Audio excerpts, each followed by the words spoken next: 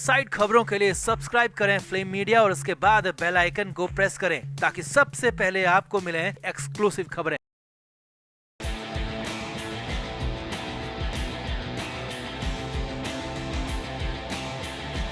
महाराष्ट्र में बीएमसी चुनाव से पहले उद्धव ठाकरे को जिस बात का डर था, जिसका अंदेशा लगाया जा रहा था, फाइनली वही हो गया है और उद्धव ठाकरे को बुरा झटका लगा है। और हालात ये है कि एक झटके में कई बड़े नेताओं ने उद्धव की पार्टी को छोड़ दिया है, टाटा बाय बाय कर दिया है। एक ही झटके में कई नेता उद्धव की पार्टी छोड़कर एकनाथ शिंदे की पार्टी में शामिल हो गए हैं, जिसके बाद उद्धव की पार्टी में कोहराम मच गया। लगातार मीटिंग पर मीटिंग की जा रही है। उद्धव बुरी तरह घबराए हुए हैं। सभी विधायकों और जिलेवार नेताओं को मीटिंग में आने को कहा गया है। तो आपको भी दिखाते हैं कि आखिर उद्धव की पार्टी में अचानक घमासान क्यों मच गया, आखिर कौन से नेता धोखा देकर शिंदे गुट में चले गए। सब कुछ दिखाते हैं। आप भी वीडियो को शेयर करें और अपनी राय कमेंट बॉक्स में जरूर दें।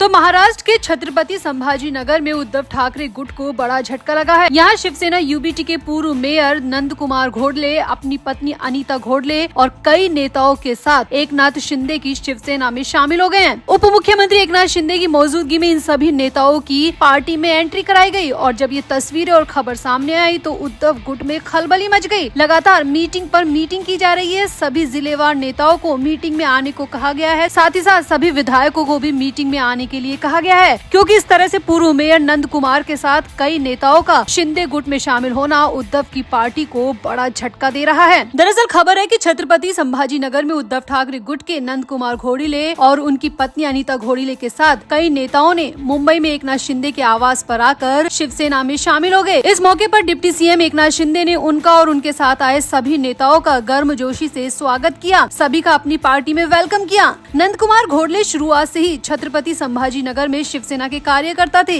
नगर निगम में एक बार वो और उनकी पत्नी अनीता दोनों मेयर रह चुके हैं। छत्रपति संभाजी नगर में इन दोनों ही नेताओं का अच्छा खासा रुतबा है। सभी इन नेताओं को बहुत अच्छे से मानते हैं। लेकिन अब इस तरह से नंद कुमार घोड़ले का सभी कार्यकर्ताओं नेताओं के साथ शिंदे गुट में शामिल होने से उद्धव ठाकरे गुट में खलबली मच गई है। यहाँ आपको बता दें कि इससे पहले भी नंद कुमार घोड़ले ने चुनाव लड़ने से मना कर दिया था। उद्धव ठाकरे ने बहुत जबरदस्ती की, कई बार समझाया, लेकिन नंद कुमार घोड़ले ने चुनाव लड़ने से साफ साफ मना कर दिया था। तभी से शायद उनके मन में चल रहा था कि वो उद्धव गुट को बाय बाय कर देंगे और शिंदे गुट में शामिल हो जाएंगे। हो सकता है कि वो विधानसभा चुनाव के नतीजों का इंतजार कर रहे हो और नतीजे आने के बाद उद्धव ठाकरे की पार्टी का क्या हाल हुआ है ये सभी जानते हैं। और इसके बाद ही नंद कुमार घोड़ले ने अपनी पत्नी और तमाम नेताओं के साथ एकनाथ शिंदे गुट में जाने का फैसला कर लिया और उद्धव की पार्टी को छोड़ दिया। अब नंद कुमार घोड़ले का बयान भी इस मामले में आया है। नंद कुमार घोड़ले का कहना है कि एकनाथ शिंदे द्वारा किए गए विकास कार्यों और उनकी कार्यशैली से प्रभावित होकर उन्होंने शिवसेना में शामिल होने का फैसला लिया है। घोड़ले ने कहा कि हिंदू हृदय सम्राट बाला साहब ठाकरे के हिंदुत्व के विचारों और धर्मवीर आनंद दिदे की शिक्षाओं को अपनाकर शिवसेना का आंदोलन आगे बढ़ रहा था, लेकिन उद्धव ठाकरे अपने पिता के विचारों से भटक रहे हैं और एकनाथ शिंदे ने बाला साहब ठाकरे के विचारों को आगे बढ़ाने का काम किया है, इसीलिए मैं शिंदे गुट में शामिल हो रहा हूँ। अब खबर है कि उद्धव ठाकरे को जैसे ही नंद कुमार घोड़ले और तमाम नेताओं के शिवसेना में जाने की जानकारी मिली तो उद्धव ठाकरे बुरी तरह घबरा गए और उद्धव ठाकरे ने सभी विधायकों और जिलेवार नेताओं को मातोश्री में आकर मीटिंग में शामिल होने के आदेश दिए हैं। अब देखना होगा कि मीटिंग पर मीटिंग तो हो रही है, लेकिन इन मीटिंग्स का क्या नतीजा निकलता है। क्या बीएमसी चुनाव से पहले और भी नेता शिंदे गुट में शामिल हो जाएंगे? क्या उद्धव ठाकरे के लिए झटके की शुरुआत हो चुकी है या अभी और झटके लगने बाकी हैं? तो आपका उद्धव ठाकरे की पार्टी में मचे इस घमासान पर क्या कहना है? आप भी अपनी राय कमेंट बॉक्स में जरूर दें और वीडियो को भी शेयर करें।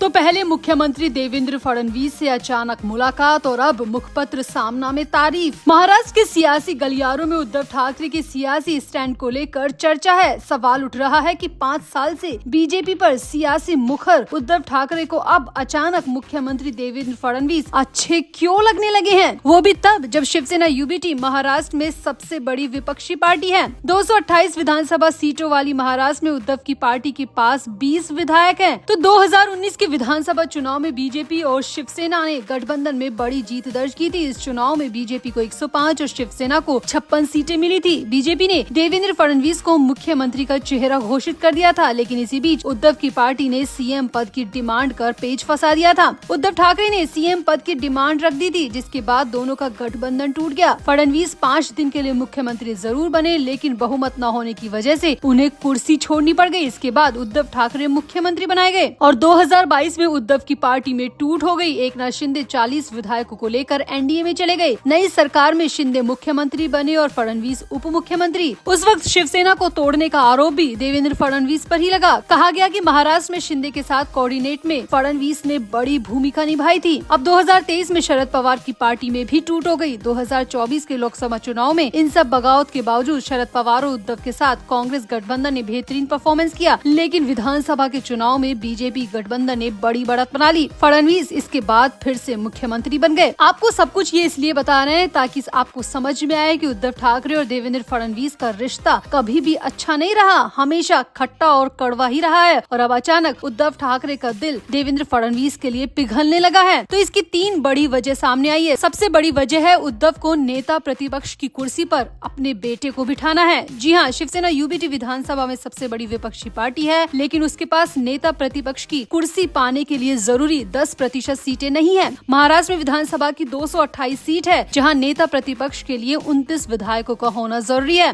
उद्धव की पार्टी के पास अभी सिर्फ 20 विधायक है। उद्धव ने अपने बेटे आदित्य ठाकरे को विधायक दल का नेता नियुक्त किया है। उद्धव की कोशिश अब आदित्य को आधिकारिक तौर पर नेता प्रतिपक्ष का दर्जा दिलाने की है, क्योंकि नेता प्रतिपक्ष को किसी भी कैबिनेट मंत्री जैसी सुविधाएं मिलती हैं और उद्धव अपने बेटे के लिए ऐसा फ्यूचर 5 साल के लिए तलाश कर रहे हैं। नेता प्रतिपक्ष का दर्जा सरकार की सलाह पर ही मिल सकता है। सियासी गलियारे में उद्धव की हालिया तारीफ को इससे भी जोड़कर देखा जा रहा है कि उद्धव अपने बेटे को नेता प्रतिपक्ष की कुर्सी पर बिठाने के लिए फडणवीस पर डोरे डाल रहे हैं। वहीं दूसरी बड़ी वजह है बीएमसी चुनाव सिर पर होना। तो अप्रैल 2025 में बीएमसी चुनाव प्रस्तावित है। बीएमसी ठाकरे परिवार का गढ़ माना जाता रहा है। 1996 से यहाँ ठाकरे की पार्टी लगातार जीत रही है। विधानसभा चुनाव के बाद ठाकरे की नजर मुंबई उप नगर पालिका चुनाव पर ही है। आर्थिक दृष्टिकोण से भी मुंबई नगर पालिका काफी अहम है। 2024-25 के लिए बीएमसी का कुल बजट 60 करोड़ रुपए पेश किया गया है। यह बजट देश के गोवा और त्रिपुरा जैसे 7 छोटे राज्यों से ज्यादा है। उद्धव की पार्टी फडणवीस की तारीफ कर मुंबई में हिंदुत्व के नैरेटिव को भी बनाए रखना चाहती है। बीएमसी चुनाव में अधिकांश सीटों पर उद्धव की पार्टी का मुकाबला बीजेपी के बदले शिंदे की सेना और अजीत की एनसीपी से होगा। बीएमसी में पार्षदों की कुल संख्या 236 है, जहां मेयर चुनने के लिए 119 पार्षदों का होना जरूरी है। इसीलिए उद्धव ठाकरे बीएमसी चुनाव को देखते हुए अपना मुंह देवेंद्र फडणवीस यानी कि बीजेपी की तरफ किए हुए हैं, ताकि उन्हें बीएमसी चुनाव में इसका फायदा मिल सके। और तीसरी और सबसे बड़ी जो खबर आ रही है वो ये है कि उद्धव ठाकरे ये सब कुछ शरद पवार के कहने पर कर रहे हैं। जी हाँ, शरद पवार महाराष्ट्र की राजनीति में एक बड़ा चेहरा है। शरद पवार पक्ष में रहे या विपक्ष में सबको साथ कर चलते हैं। कहा जाता है कि उनकी ना तो किसी से सियासी दुश्मनी है और ना ही किसी से ज्यादा सियासी दोस्ती, और इसी बात को लेकर उद्धव ठाकरे भी उन्हीं को फॉलो कर रहे हैं। शरद पवार की राजनीति बहुत ही कैलकुलेटेड रही है। यही वजह है कि 1998 में सोनिया के खिलाफ बगावत करने वाले पवार ने 1999 में कांग्रेस के साथ गठबंधन में आ गए थे और 2004 में पवार खुद भी मनमोहन सिंह कैबिनेट में मंत्री बन गए थे। कहा जा रहा है कि उद्धव भी शरद पवार के कहने पर ही सबको साथ कर चलने की राजनीति कर रहे हैं और यही वजह है कि बार बार फडणवीस को लेकर उद्धव की पार्टी सॉफ्ट दिख रही है। तो आपको क्या लगता है, उद्धव ठाकरे की इस तारीफ के पीछे क्या वजह हो सकती है? अपने बेटे को नेता प्रतिपक्ष बनाना, या बीएमसी चुनाव में ज्यादा से ज्यादा पार्षद हासिल करना, या फिर शरद पवार के कहने पर उद्धव ठाकरे ये सब कुछ कर रहे हैं? आपको क्या लगता है? आप भी अपनी राय कमेंट बॉक्स में जरूर दें और वीडियो को भी शेयर करें।